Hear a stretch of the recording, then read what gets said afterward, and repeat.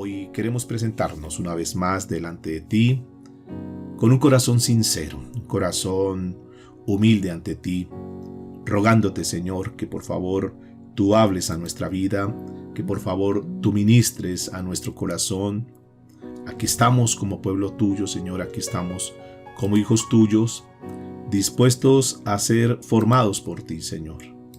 Reconocemos que tú eres nuestro alfarero y nosotros simplemente somos barro, Señor, en tus manos.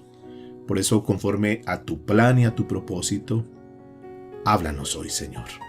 Moldéanos como tú quieres. Que nosotros podamos reflexionar hoy a través de esta palabra y que podamos entender los principios del reino que han sido establecidos hace muchos años, pero que por tu magnífica, que por tu amor, que por tu soberanía, Señor, nos das hoy el privilegio de poder reunirnos para escuchar tu bendita palabra de Dios. Porque es eso, Señor, el estar aquí es un privilegio que no todos pueden gozar, pero que tú nos escoges en este tiempo para que seamos nosotros los privilegiados al escuchar tu palabra, Señor. Háblanos en esta mañana. Te lo pedimos, Padre, en el nombre de Cristo Jesús de Nazaret. A ti sea toda la gloria y toda la honra por los siglos de los siglos. Amén y amén. Mis amados y amadas del Señor, muy buenos días.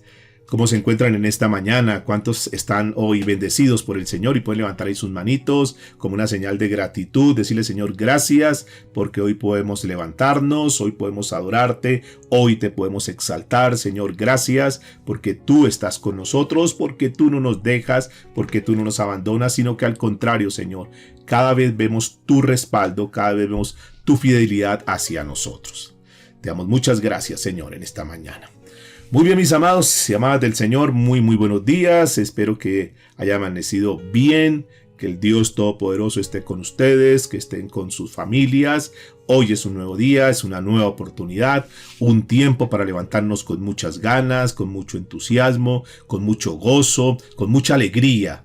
Nosotros como pueblo de Dios tenemos que irradiar esa paz y esa alegría, ese gozo que tenemos nosotros por el hecho de saber que somos hijos de Dios, que pertenecemos a la familia de Él, que Él está con nosotros, que Él es nuestro respaldo, que aunque vengan dificultades, aunque se presentan aflicciones, sabemos que Dios siempre está con su pueblo, que Dios nunca nos abandona, que Dios nunca nos va a desamparar. Así que hoy comenzamos con ese optimismo, con esas ganas, con ese amor y esa fe hacia el Señor. Y vamos a continuar con nuestra serie basada en el libro de Éxodo, aquella serie que titulamos Liberados para Servir. Y es que eso es lo que estamos aprendiendo a través de esta serie, cómo el Señor hace todo lo posible y lo imposible para liberar a su pueblo de tal manera que nosotros podamos estar libres para que en ese sentido nosotros le podamos servir como Él quiere. Estamos estudiando la historia de un hombre llamado Moisés y hoy quiero hablar sobre el tema que he titulado Llamados a ser libres. Diga conmigo, hemos sido llamados para ser libres. El Señor nos ha llamado y rompe toda cadena de opresión que estaba contra nosotros, todo yugo, todo cautiverio en el cual nosotros estábamos sumidos a través del pecado. El Señor viene a liberar a su pueblo. Vamos a estudiar el capítulo 5 con el favor de Dios del libro de Éxodo para que por favor ahí vayan abriendo sus Biblias y vamos a mirar de una forma muy digamos, pidiéndole al Señor esa sabiduría para que nosotros podamos entender, podamos discernir lo que el Señor trae para nosotros. Y quiero, antes de estudiar este capítulo, hacer algunas observaciones, digamos, de tipo general en lo que concierne a este capítulo 5. ¿Qué nos vamos a encontrar en este capítulo 5 del libro de Éxodo? Comienza con un conflicto con Faraón. Recuerde que el Señor envía a Moisés. Moisés ya ha llegado a la tierra, a Egipto nuevamente, se reúne con su hermano Aarón, citan a los ancianos, le comentan, muestra todo el poder y todo lo que el Señor le ha dado a Moisés como respaldo para que ellos crean que verdaderamente Moisés es un enviado de Dios. Ahora entonces los ancianos se dirigen hacia Faraón para decirles que dejen ir al pueblo. Ustedes verán, vamos a estar analizando un poco durante estos capítulos todo lo que van a ser las 10 plagas que el Señor tiene que enviar a Egipto. Esas 10 plagas están dirigidas básicamente contra la misma idolatría que tenía Egipto. Entonces Moisés regresa a su país luego de haberse ausentado durante 40 años, que estaba en Madián, donde se casa, y ya nosotros hemos estudiado ya un poco esa parte. Ahora está ahí, Moisés ha sido formado, ha sido preparado. Ayer veíamos parte también de la disciplina, de lo que Dios estaba haciendo con Moisés, tratando de pulirlo más para dejarlo en ese gran líder que a la postre se convertiría en el libertador de su pueblo. Y bueno, pues entonces aquí ya encontramos a un Moisés que ha sido procesado, un Moisés que ha sido preparado, gracias a todo lo que ha sucedido en el desierto. Decíamos como principio para nosotros que el desierto nos ayuda para eso, para que el Señor vaya puliéndonos, para que el Señor vaya sacando aquellas cosas que no son agradables ante los ojos de Él. Y estos desiertos tenemos que darle gracias a Dios. Algunos reniegan, algunos se quejan, algunos quieren evadir los desiertos, pero realmente ahí es donde el Señor está formando a su pueblo, ahí es donde el Señor está formando a sus hijos, de tal manera que una vez pasamos el desierto, que quiero decirles que no va a ser definitivo, que el desierto es temporal, que el desierto es transitorio, pero que una vez nosotros salimos del desierto, entonces ya salimos con más bagaje, ya salimos más curtidos, salimos con más experiencia, ya salimos más formados y casi que listos para decirle: Señor, aquí estamos, gracias porque tú sacaste, porque tú me mostraste tantas cosas que estaban en mi vida que tal vez, aunque las sabía o posiblemente no las sabía, estaba conviviendo con ellas, pero fue necesario ese desierto para tú pulir mi vida. Y eso le está pasando ahora a Moisés. Moisés regresa allá y bueno, ahí van a comenzar a vivir una serie de experiencias que vamos a estar estudiando. Hablamos sobre las plagas que el Señor envía a Egipto y quiero decirles, mis amados, que esas plagas no fueron casualidad. Que esas plagas no fue algo que fue improvisado, porque es que lo que Dios hace, lo hace bien. Todo lo que Dios hace, lo hace perfecto. Dios es un Dios de orden. Y de una forma simétrica el Señor comenzó a enviar cada una de las plagas de una forma que ellos comenzaron a ver cómo les iba debilitando sus dioses, cómo verdaderamente Dios estaba siendo la autoridad que ellos no conocían. Entonces vamos a ver cómo esas calamidades van de una forma organizada y van paso a paso con un significado concreto, con un propósito específico, y recuerde que básicamente el Señor envía esas plagas a Egipto para acabar con la idolatría. Cuando se encuentran con Faraón, entonces aquellos ancianos hablan con él y Faraón pues dice: yo nunca he conocido a su Señor, ese Señor yo ni lo conozco, yo nunca he escuchado su voz. ¿Cómo así que deje ir a Israel? ¿Cómo le ocurre? Ni conozco a su Dios y tampoco voy a dejar ir a Israel.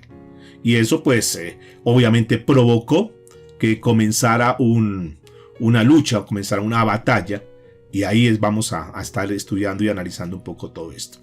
Dios al final, mis amados, quiero decirles que el propósito final de las plagas que el Señor manda a Egipto era con el fin de que su pueblo saliera de esa esclavitud, de ese cautiverio.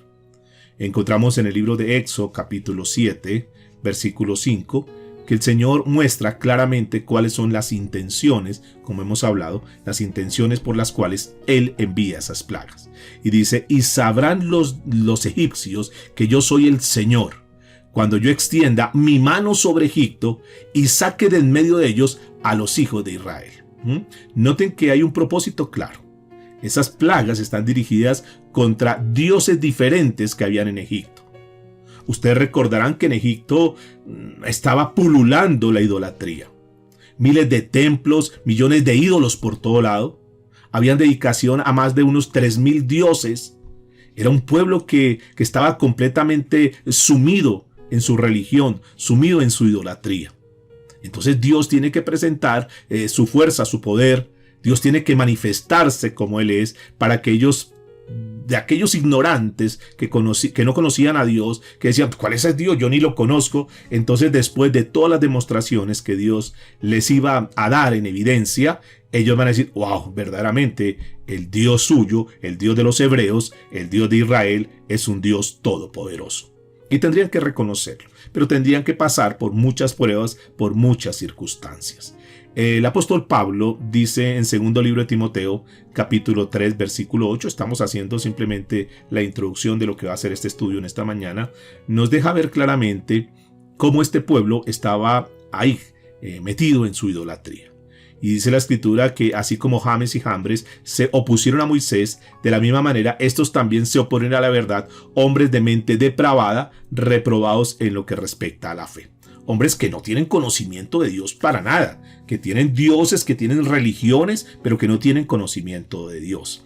Y eso sucede hoy en día también, mis amados. Hoy hay muchísima gente que tiene dioses y que tiene su idolatría, y que están detrás de sus ídolos, detrás de sus imágenes, y que están detrás de sus creencias, de sus tradiciones, pero que verdaderamente no conocen al Dios de los cielos, no tienen un conocimiento del Dios verdadero.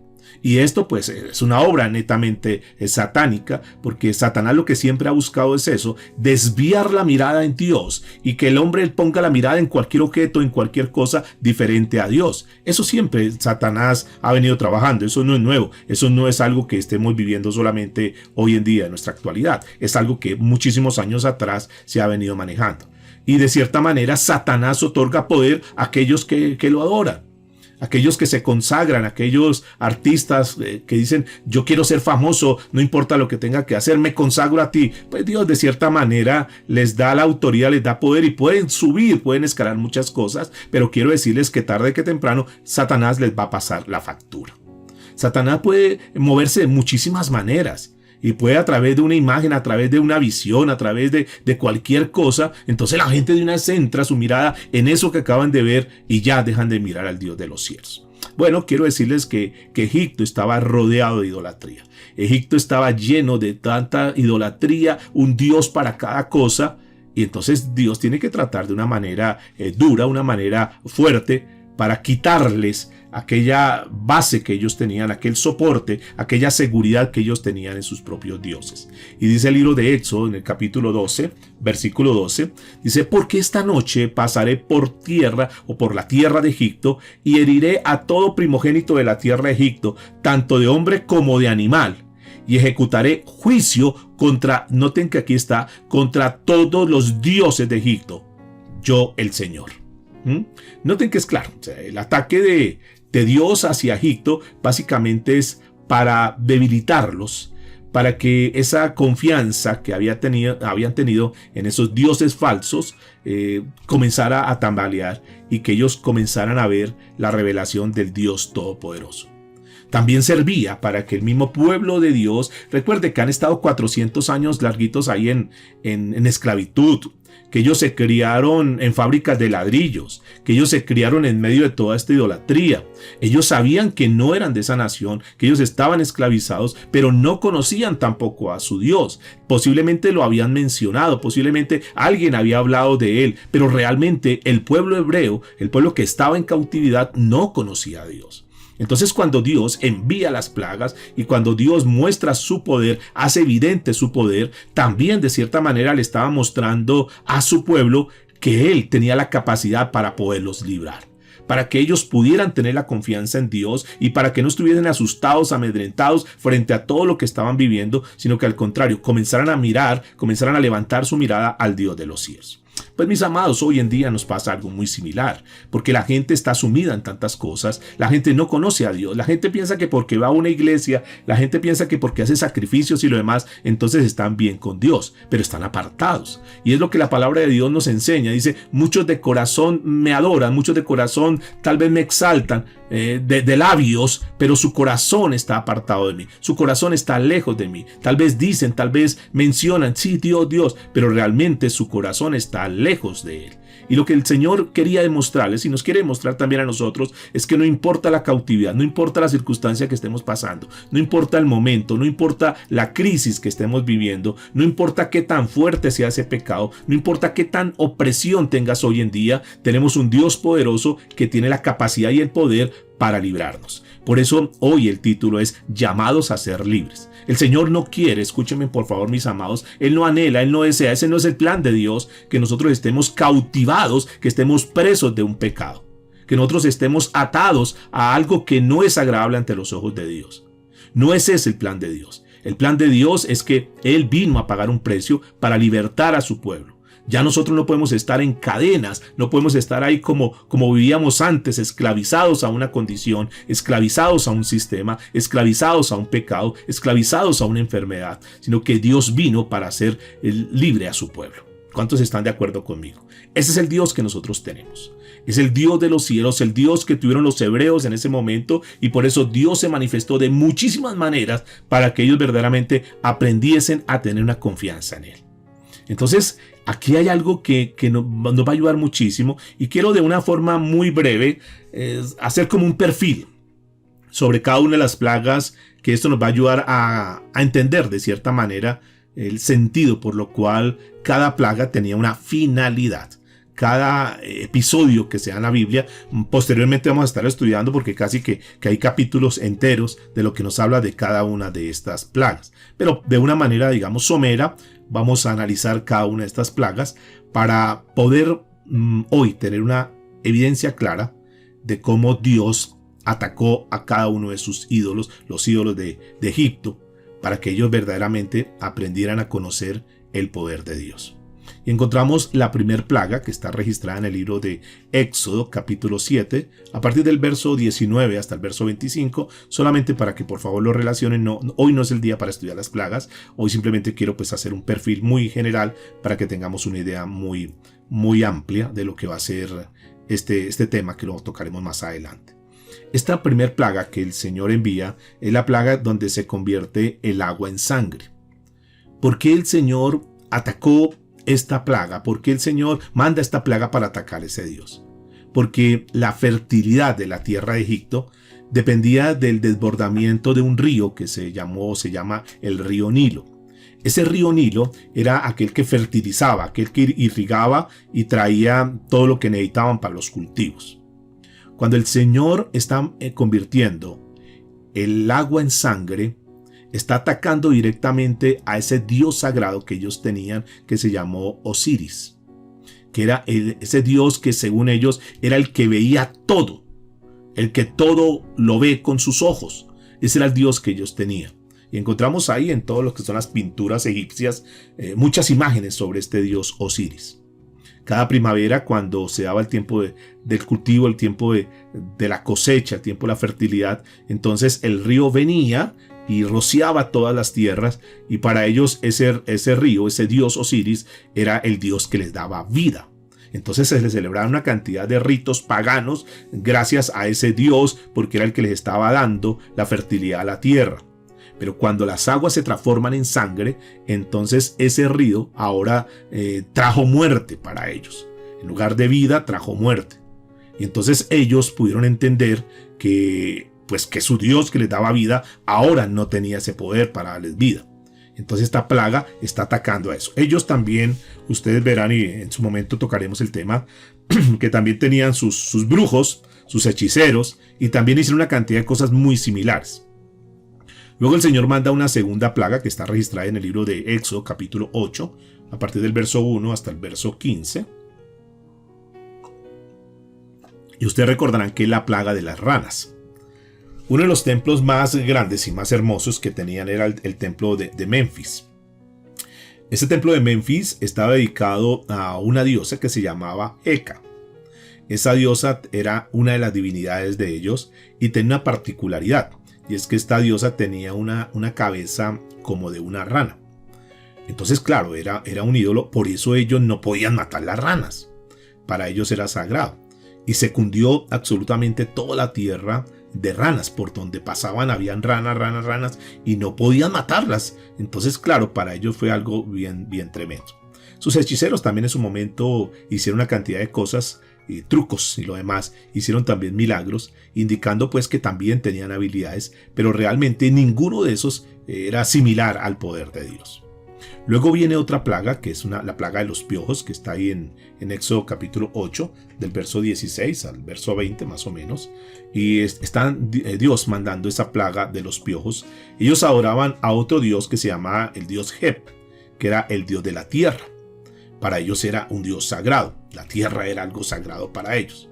Cuando el Señor transforma cada polvo de la tierra en piojo, entonces ya para ellos no era tan sagrado eso. Ya la tierra no era como tan apetecida, sino que al contrario se había convertido en algo como desagradable para ellos. Porque cada grano del polvo de la tierra se había convertido en piojos. Entonces ellos comenzaron también a hacer una cantidad de cosas y bueno, sus hechiceros trataron de demostrar también su poder, pero no pudieron.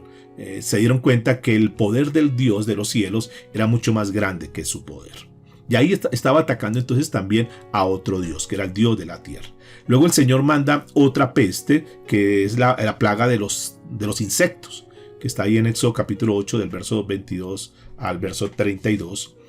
Dice la escritura que eran unos enjambres de insectos. Algunos dicen que eran como una especie de escarabajos. Ellos tenían un dios que era muy similar, que era el dios Kepara. Y ese dios pues era un ídolo tremendo para ellos, y cuando comienzan a mirar una cantidad de cosas, como todo estaba cundido de insectos, entonces estaba haciendo un ataque directo contra ellos, el ataque contra ese dios Kepara. Luego viene otra plaga, que es la plaga del ganado, que está ahí en Éxodo capítulo 9, del versículo 1 al versículo 7, una peste que viene contra el ganado, y ellos habían hecho una cantidad de edificaciones ahí también en Memphis, y uno de los ídolos más grandes que ellos tenían, uno de los ídolos que más adoraban, era un toro negro, era una especie de toro negro que se conoció como Apis. Y ahí el Señor, a través de esa plaga, al ganado estaba diciéndole que sus dioses, que ese dios Apis no podía defenderlos, que realmente el ganado, en el cual de pronto ellos se habían dicho, no, es que Apis nos protege, Apis nos guarda, no, ahí está su ganado lleno de peste. Entonces ahí estaba atacando a otro de sus ídolos. Luego viene otra plaga, que es la plaga de las úlceras, que está ahí en Éxodo capítulo 9, del versículo 8 al versículo 17. Ustedes recordarán que los sacerdotes no podían tener ningún tipo de mancha, ni en sus trajes ni obviamente en sus cuerpos, que ellos no podían ministrar si tenían alguna enfermedad, si tenían menos una úlcera. Resulta que ahora los sacerdotes estaban llenos de úlcera, por lo tanto ellos no podían ministrar en su templo. Entonces aquí Dios estaba demostrando que esa idolatría que ellos tenían era decir, esos dioses, esos sacerdotes que estaban adorando a los dioses, ahora ya no podían estar ahí. Y directamente el Señor estaba atacando su sistema religioso, porque durante mucho tiempo no pudieron ir a adorar, los sacerdotes no pudieron ir a prestar su servicio.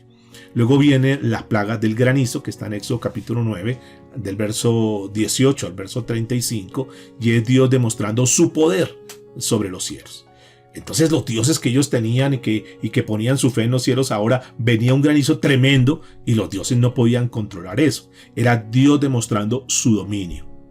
Luego viene otro, que es la plaga de las langostas, donde se llenó de langostas. Ahí está en Éxodo capítulo 10, verso 1 al 20. Y este era un juicio directo dirigido a aquellos dioses de los insectos.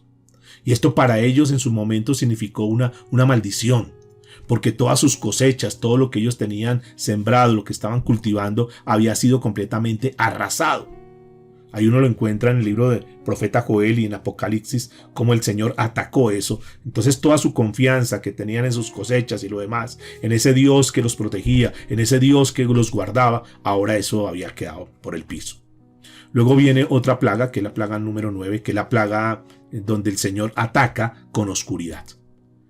Eso está en Éxodo capítulo 10, versículo 21 al versículo 29. Y este era un ataque directo también, porque ellos tenían su Dios, que era el Dios Ra, que era el Dios Sol. Ahora el Señor había colocado completas tinieblas. Yo decía, bueno, ¿y dónde está nuestro Dios Ra, que es el que nos ayuda, el Dios de la luz? Ahora ya no estaba, ya no tenía poder. Entonces, a través de esa oscuridad, Dios le estaba desplomando su concepto, estaba desplomando su idolatría, estaba desplomando su confianza que tenían en ese Dios Ra, el Dios del sol. Y cada una de estas plagas, como hemos visto, entonces estaba Dios demostrándoles que estaban arruinados, que la confianza que tenían en sus dioses de este mundo no servía absolutamente para nada. Y como si fuera poco, entonces viene la 10ª plaga, que es la muerte de los hijos mayores, la muerte de los primogénitos. Eso está ahí en Éxodo capítulo 11, versículos 12 al 30. Escuchen entonces, por favor, que esta plaga ataca, es una mortandad donde el Señor directamente está matando, de cierta manera, a los hijos primogénitos. ¿Por qué viene esto? Porque ellos los egipcios tenían su costumbre de consagrar a sus hijos mayores, a su primogénito, a los dioses de Egipto. Ahora lo que Dios estaba haciendo era diciéndoles que Él tomaba posesión que aquellos que estaban consagrados a sus ídolos ahora ya no tenían ese poder. Y les estaba enseñando a los egipcios quién era él. Y estaba convenciendo a Faraón que él era el verdadero Dios. Ustedes recordarán que lo vamos a estudiar en su momento también, cómo después de la muerte de los primogénitos, entonces Faraón cambia el concepto y dice, no, definitivamente el Dios de ustedes es un Dios poderoso. Váyanse. Llévense lo que más puedan y váyanse. Yo no quiero tenerlos más acá. Decíamos ayer que infortunadamente tuvo que llegar al extremo para que Faraón pudiera tomar esa decisión. Muy bien, entonces esto de forma general, repito, es un perfil muy breve que en su momento vamos a estudiarlo en detalle. Nos muestra el poder de Dios. Nos muestra que a pesar de cualquier opresión, que a pesar de cualquier momento difícil que nosotros tengamos, cuando Dios decide liberar a su pueblo, Él lo hace. Y de cierta manera esto también nos da confianza a nosotros en esta mañana, mis amados. Porque tú puedes hoy estar pasando alguna circunstancia, algún momento difícil. Pero cuando tú te vuelves a Dios, entonces la vida cambia, el panorama cambia.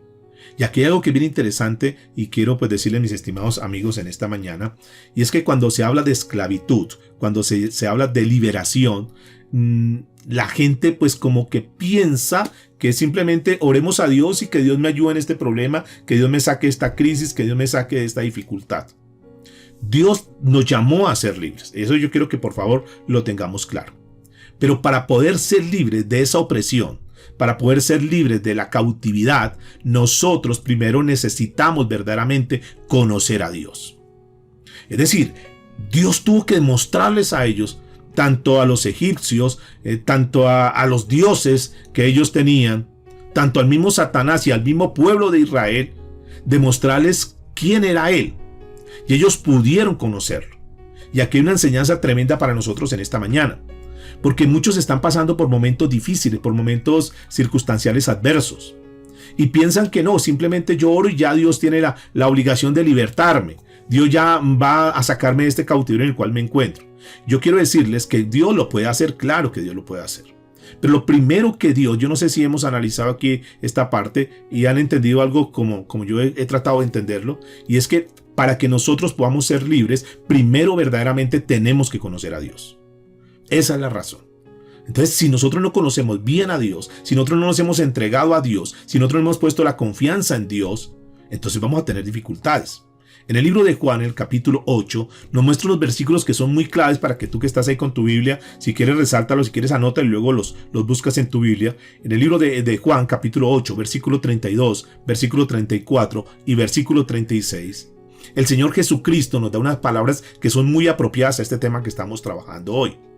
La Biblia dice que conoceremos la verdad y la verdad nos hará ¿qué? Libres. Y Jesucristo dijo, yo soy el camino, yo soy la verdad y yo soy la vida. ¿Qué quiere decir entonces esto? Que cuando nosotros conocemos verdaderamente a Cristo, estamos conociendo la verdad. La verdad está siendo expuesta, la verdad está siendo manifestada a través de la Biblia. Quiere decir esto que cuando nosotros, en la medida que más conocemos la Biblia, en la medida que más estudiamos la palabra de Dios, en la medida que más conocemos a Dios, porque es que cuando tú y yo estudiamos la Biblia, lo que está permitiendo es que nosotros conozcamos a Dios. La Biblia dice que conoceréis la verdad y la verdad nos hará libres, claro, porque nosotros vamos a la palabra. Y la Biblia dice que la fe viene por el oír y el oír la palabra de Dios. Y todo esto comienza a hilar, todo esto comienza a tener sentido, porque obviamente cuando nosotros estudiamos la palabra de Dios, entonces conocemos a nuestro Dios. Y cuando nosotros conocemos a nuestro Dios, como lo estamos mirando ahora, como es un Dios poderoso, un Dios que puede hacer cosas sobrenaturales, un Dios que por más que se tengan imágenes, ídolos y lo demás, el Señor puede derribar todo ese tipo de idolatría. Es un Dios que tiene el poder sobre todo lo que puede existir en esta tierra. Entonces, cuando nosotros estudiamos la palabra de Dios, nos llenamos de fe. Porque decimos, yo no confío en cualquier Dios, yo no estoy poniendo mi confianza en una estampita, yo no estoy colocando mi confianza en un crucifijo, yo no estoy colocando mi confianza en una imagen, yo estoy colocando mi confianza en el Dios de los cielos. Entonces nos llenamos de fe Y cuando nosotros sabemos que ese Dios está con nosotros, podemos encarar cualquier problema.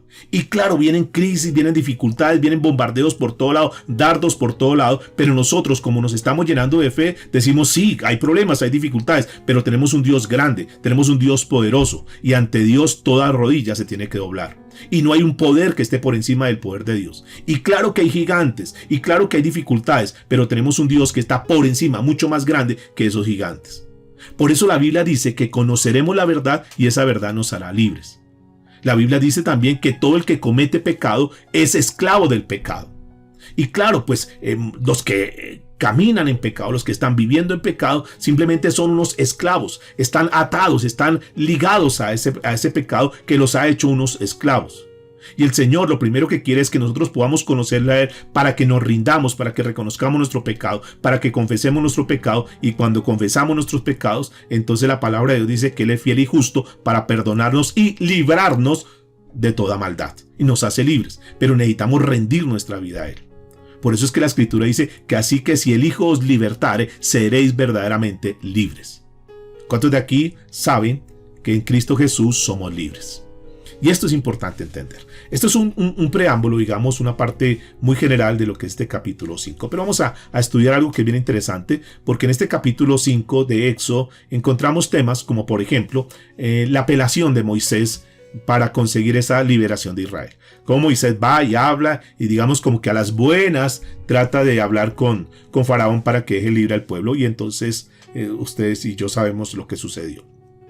Luego vemos que ante esa intervención de Moisés, entonces Faraón se enoja y le pone una carga más, o le pone más carga al pueblo de Dios. Los esclaviza mucho más.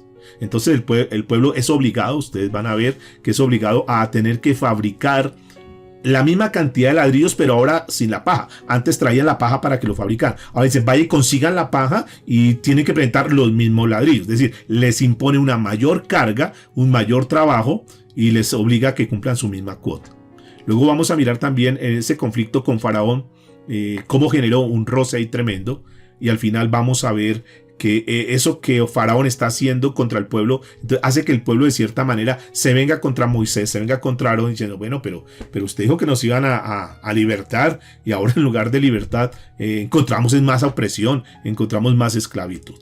Y eso obliga, que es lo último que habla aquí el capítulo 5, obliga a que Moisés recurra al único que tiene la solución, y es a Dios. Y encontramos entonces a Moisés pidiendo a través de oración la ayuda a Dios. Esto es lo que vamos a encontrar en este capítulo. Entonces, muy bien, mis amados, vamos a entrar en materia, vamos a estudiar este capítulo porque es bien interesante, mis amados. Dice el versículo 1, estamos en Éxodo capítulo 5, aquí comienza con el conflicto con Faraón y el principio de batalla contra aquellos falsos dioses de Egipto. Dice la Escritura entonces, Éxodo 5:1, después Moisés y Aarón entraron a la presencia de Faraón y le dijeron, Jehová, el Dios de Israel, dice así, deja ir a mi pueblo a celebrarme fiesta en el desierto. Noten, mis amados, que Moisés y Aarón le dicen a Faraón que los dejara ir a celebrar fiesta. Aquí le está anunciando a Faraón, estos hombres, no les está diciendo ellos se van a ir, no. Le está dando como una pinceladita, le está diciendo, denos el permiso para que vayamos con el pueblo a adorar al Señor y vamos a volver. Solamente vamos a ir a adorarlo.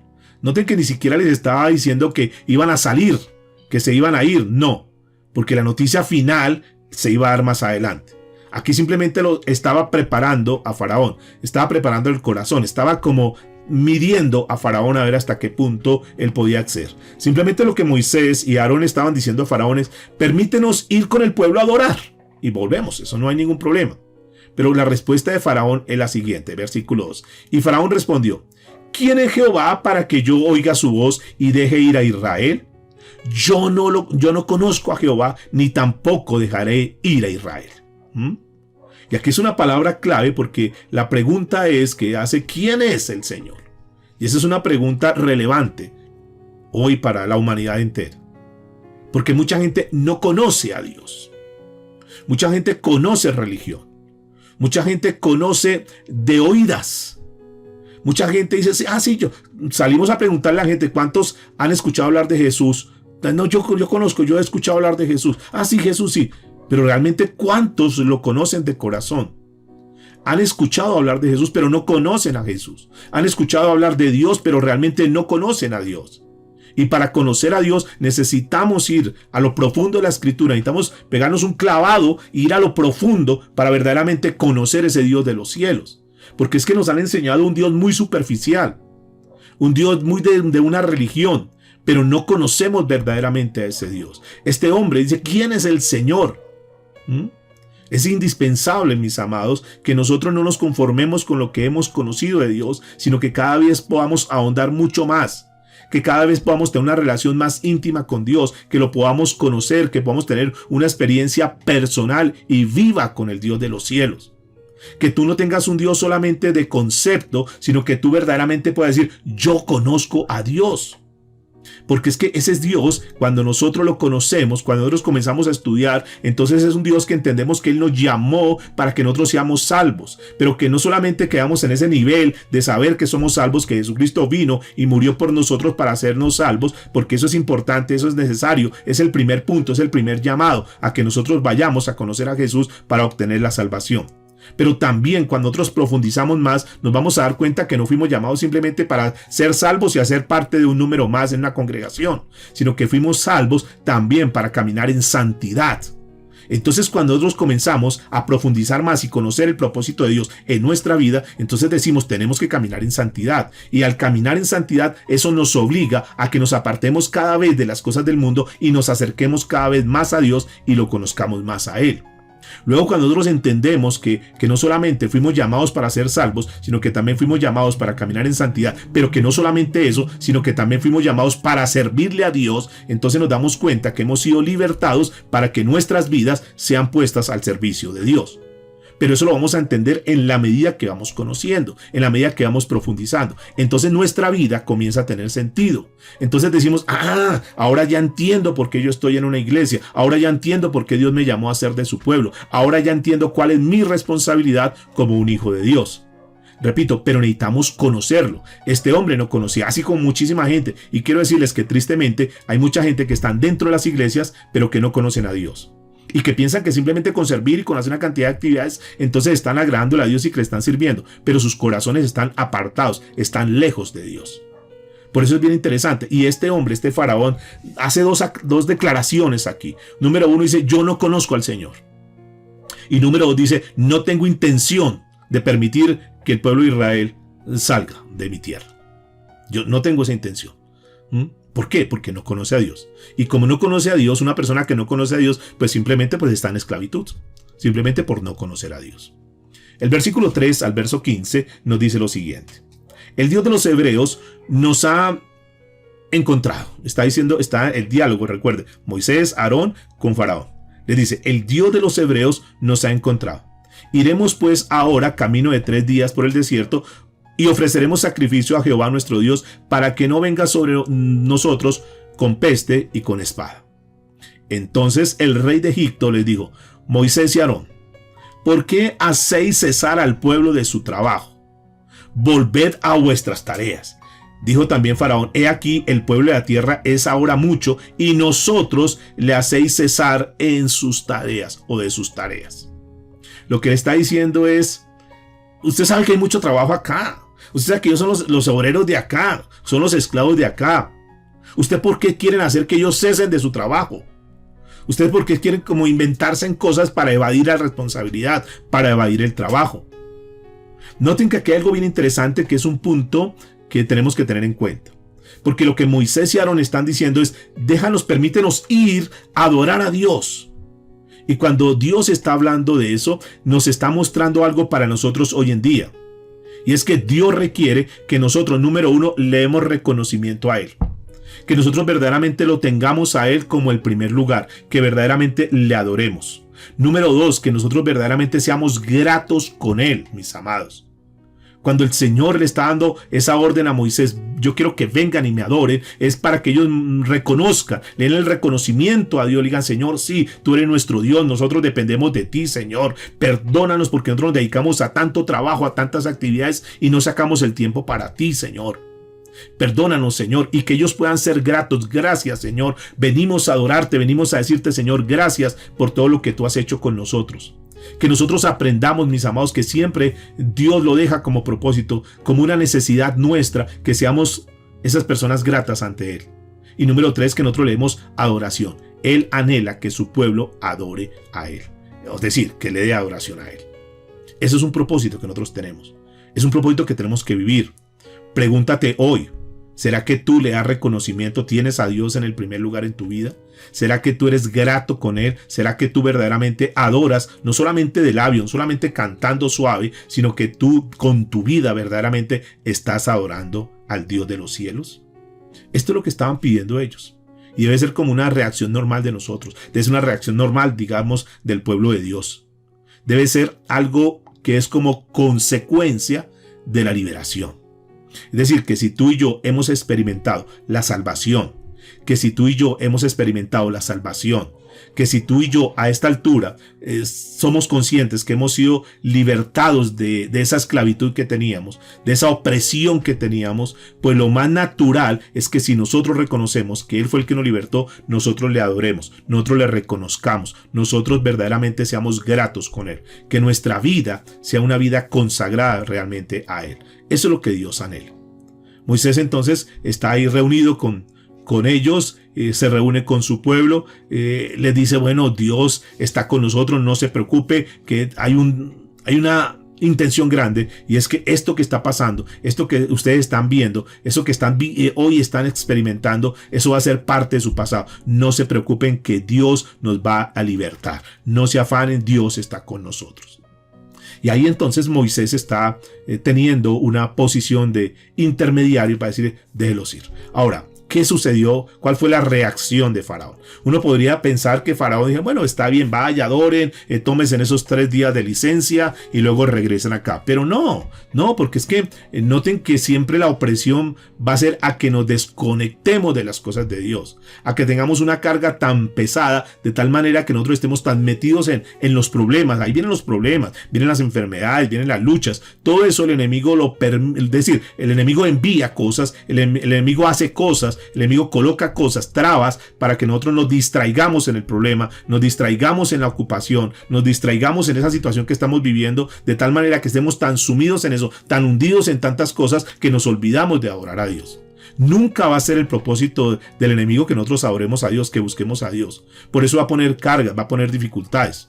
De manera pues que cuando tú tengas sueño y digas, no, yo no me quiero levantar hoy, yo no quiero buscar de Dios hoy, yo no quiero orar, yo no quiero leer la Biblia, ustedes van a entender que no es Dios el que coloca eso en el corazón, sino que es el enemigo que siempre está buscando que nosotros nos desconectemos de las cosas de Dios. Y vamos a mirarlo en este párrafo que sigue aquí del versículo 6 al versículo 8.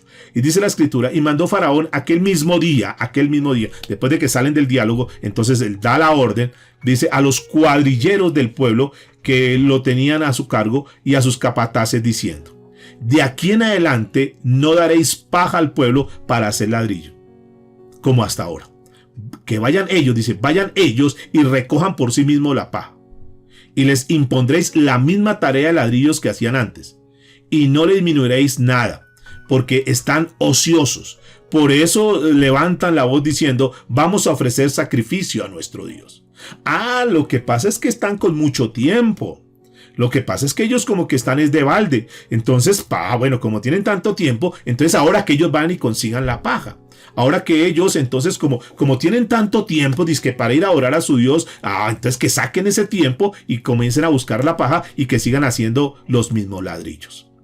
Entonces noten qué es lo que sucede ahora con el pueblo, que ha crecido más la opresión, que ha crecido más la carga, que ahora las ocupaciones han sido mayores, de tal manera que están más ocupados y menos tiempo para buscar de Dios. Fíjense que es lo mismo que sucede hoy en día. A través de las deudas, a través de los compromisos y lo demás, lo que el enemigo busca y de una forma tan fácil, métete en esta deuda, entonces la gente termina tan ocupada en esas cosas, ahora están más pendientes de pagar la deuda, están más preocupados ahora porque les van a cobrar, ahora cómo van a hacer, ahora tienen que buscar un trabajo adicional y todo eso los ocupa tanto, de tal manera que número uno, se desconectan de las cosas de Dios y número dos, descuidan a sus familias. Vienen los problemas, vienen las dificultades, entonces la gente se centra en el problema, es que tengo este problema con mi hijo, tengo este problema con mi hija, entonces tengo este problema en la enfermedad, entonces se meten tanto en el problema que se alejan de las cosas de Dios. Es una opresión que viene. Y ustedes notarán que muchas veces nosotros decimos, ahora voy a buscar más de Dios, ahora me voy a consagrar más a Dios, y entonces viene opresión, vienen cargas y viene una cantidad de cosas. Nosotros tomamos la decisión, bueno, ¿qué hacemos? ¿Será que seguimos jugando a eso que el enemigo plantea? ¿O definitivamente por más problemas, por más dificultades, yo sigo dándole la prioridad a Dios, sigo buscando a Dios, sigo agradándole a Dios, sigo siendo grato con Dios, sigo dándole gracias a Dios en todo lo que ha pasado aún en esta situación adversa, o definitivamente nos alejamos de Dios? Fíjense que eso es un fenómeno que normalmente se da, que en la medida que la gente tiene más problemas, más dificultades, en lugar de buscar más a Dios, lo que hacen es alejarse de Dios. Luego culpan a Dios, pero es que ¿de qué me sirve? Entre más busco de Dios, como que las cosas se desbaratan, como que las cosas no salen bien. Antes, cuando no buscaba de Dios, me iba como mejor. Y todo eso son palabras que el enemigo coloca, que son mentiras, para que la gente se aleje de Dios. Luego viene otro párrafo que es del versículo 9 al versículo 14, donde nos describe en detalle esta situación que estaban viviendo de angustia, de opresión aquel pueblo. Vayan por favor a Éxodo capítulo 5, verso 9 al 14. Dice la escritura, agrávese las servidumbres sobre ellos, para que se ocupen en ella y no atiendan a las palabras mentirosas. Y saliendo los cuadrilleros del pueblo y sus capataces, hablaron al pueblo diciendo, así ha dicho Faraón, yo no os doy paja, id vosotros y recoged la paja donde la halléis, pero nada se disminuirá de vuestra tarea. Entonces el pueblo se esparció por toda la tierra de Egipto para recoger rastrojos en lugar de paja. Y los cuadrilleros, dice la escritura, los apremiaban diciendo, acabad vuestra obra, la tarea de cada día en su día, como cuando os daba paja. Es decir, cumplan la cuota. Entonces seguramente tuvieron que trabajar tiempo extra, tuvieron que esforzarse mucho más, tuvieron que esclavizarse mucho más, dice la escritura. Y azotaban a los capataces de los hijos de Israel, que los cuadrilleros de Faraón habían puesto sobre ellos, diciendo, ¿por qué no habéis cumplido vuestra tarea de ladrillo ni ayer ni hoy como antes? Claro, pues obviamente la carga era más, los horarios eran mucho más extendidos y la situación era más difícil. Entonces los castigaban, dice la escritura, que los azotaban para que cumplieran con su cuota. Y aquí vemos entonces en estos versículos cómo el ser humano tiene que pasar por situación límite, cómo muchos están esclavizados y están ahí en ese yugo opresivo. Así estaba este pueblo. Versículo 15 en adelante. Dice, y los capataces de los hijos de Israel vinieron a Faraón y se quejaron a él. Noten, va una delegación de él. Dice, no, señor, pues por favor, mire lo que está pasando. Y le están diciendo, ¿por qué lo hace así con tus siervos? No se da paja a tus siervos y con todo nos dice, haced el ladrillo. Y aquí tus siervos son azotados y el pueblo tuyo es culpable. Dice, y él respondió, estáis ociosos. Dice, sí, ociosos, y por eso decís, vamos, ofrezcamos sacrificio a Jehová. Id pues ahora y trabajad, no se os dará paja y habéis de entregar la misma tarea de ladrillo. Versículo 19. Entonces, dice la escritura, los capataces de los hijos de Israel se vieron en aflicción al decirles, no se disminuirá nada de vuestros ladrillos, de la tarea de cada día. Y encontrando a Moisés y a Aarón, que estaban a la vista de ellos cuando salían de la presencia de Faraón, le dijeron, mire Jehová sobre nosotros y juzgue, pues no habéis hecho abominación delante de Faraón, nos has hecho abominación delante de Faraón y de sus siervos, poniéndole la espada en la mano para que nos maten. Entonces, claro, el pueblo se viene ahora contra Aarón y contra Moisés y le dice, mire lo que está pasando. En lugar de habernos ayudado, usted vino a ayudarnos a ser nuestro libertador. Ahora mire, hay una hostilidad mayor. Ahora Faraón está contra nosotros. Ahora Faraón está enojado contra nosotros. Y miren, nos han puesto una carga mucho más pesada. Hicieron sentir a Aarón y a Moisés culpables de esa opresión, culpables de su situación, culpables de esa dificultad que estaban estaban pasando. ¿Qué tiene que hacer estos hombres? ¿Qué tiene que hacer Moisés entonces? Pues tiene que recurrir al único que nos puede librar. Y tiene que recurrir a Dios. Y en la última parte, los 2 últimos versículos, nos muestra entonces la oración de Moisés. Dice la escritura, versículo 22 y versículo 23. Entonces Moisés se volvió a Jehová y dijo: Señor, ¿por qué afliges a este pueblo? ¿Para qué me enviaste? Porque desde que yo vine a Faraón para hablar en tu nombre, ha afligido a este pueblo, y tú no has librado a tu pueblo. Noten la actitud de Moisés aquí para terminar. Y es que Moisés, obviamente, por la presión que tiene ejercida sobre él, el pueblo sobre él, entonces se vuelve impaciente. Señor, ¿qué pasa? Y ustedes notarán que es un lenguaje como de queja delante de Dios, porque estaba viendo como una contradicción. Seguramente dentro del plan, dentro de la mente de Moisés, dijo: no, yo estoy con Dios y eso va a ser facilito. Y no es fácil, mis amados. Muchas personas creen que porque estamos con Dios entonces las cosas son fáciles y que no va a haber problema, no va a haber dificultad y que ya la vida cristiana es solamente cantar y tejer y ya eso es la vida cristiana. No, la Biblia dice que muchas serán las aflicciones del justo, pero que de todas ellas el Señor nos librará. La Biblia es muy clara en eso para que tengamos, digamos, el concepto bastante bien lúcido, bien claro. Y es que el hecho de que nosotros seamos cristianos no quiere decir que no va a haber problema, no va a haber dificultades. Al contrario, ya les he dicho, en la medida que nosotros como que nos queremos comprometer más, vienen dificultades y se levanta el enemigo de una u otra manera. Pero ¿qué hacemos nosotros? Repito, ¿nos desestimamos? ¿Nos descomponemos? ¿Nos entristecemos? ¿Vamos a pelear, a reñir con Dios, a quejarnos? No. Dios sabe por qué hace las cosas. Dios sabe por qué estás pasando ese momento hoy en tu vida.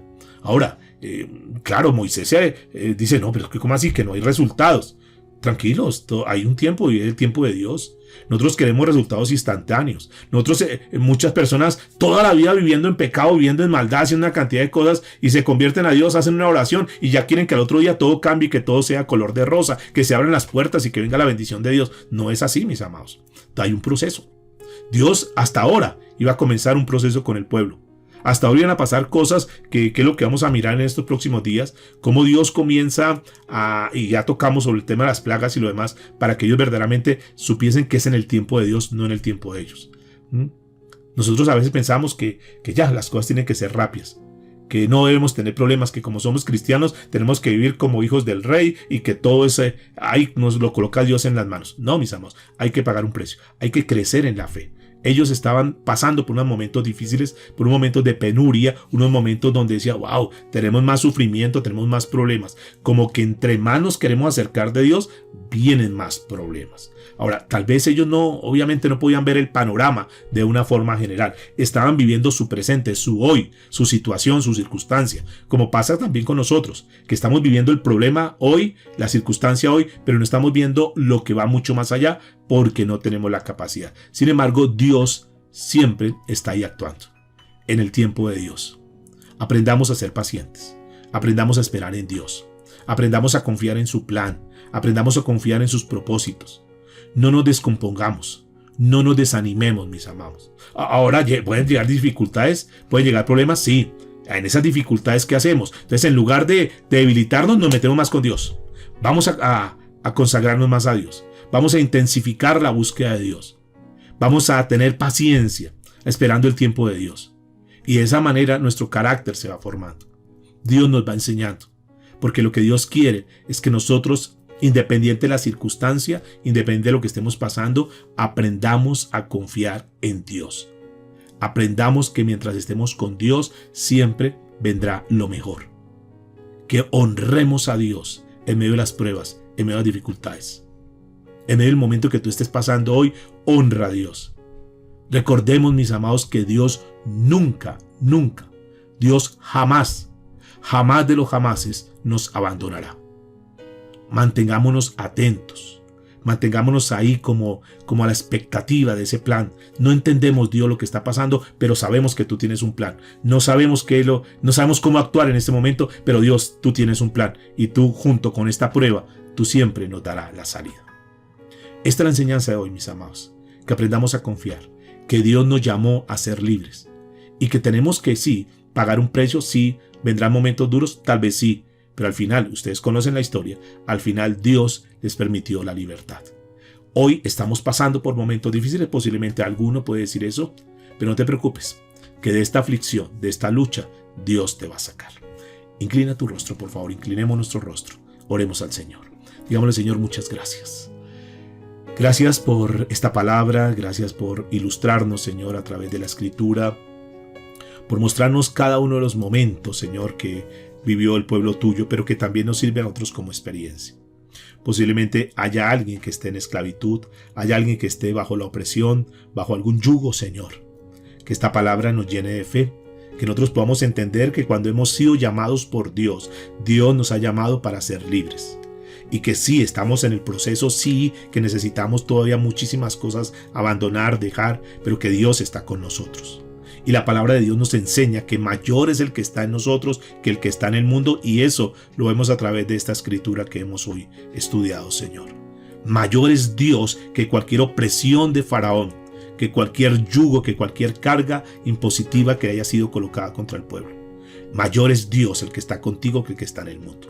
Así que tomémonos de la mano de Dios, confiemos en Él, adoremos a Dios aún en los momentos difíciles, en los momentos apremiantes de nuestra vida. Siempre seamos fieles, siempre estemos consagrados a Dios. No te preocupes, no te afanes, espera el tiempo de Dios, porque en el tiempo de Dios tú verás la respuesta. Por ahora, dediquémonos a buscar más de Dios, a profundizar más, a entronarnos más ahí en la palabra de Dios para que podamos conocer ese Dios. Conoceréis la verdad y esa verdad nos hará libres. Si el Hijo os libertare, seréis verdaderamente libres.